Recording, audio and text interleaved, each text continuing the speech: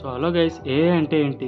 ఇది మనలో చాలా మందికి తెలియని ఒక క్వెషన్‌గా మిగిలిపోయింది. అయితే ఈ వీడియోలో ఫుల్ క్లారిటీ వచ్చేస్తుంది. వీడియోని లాస్ట్ వరకు చూసేయండి.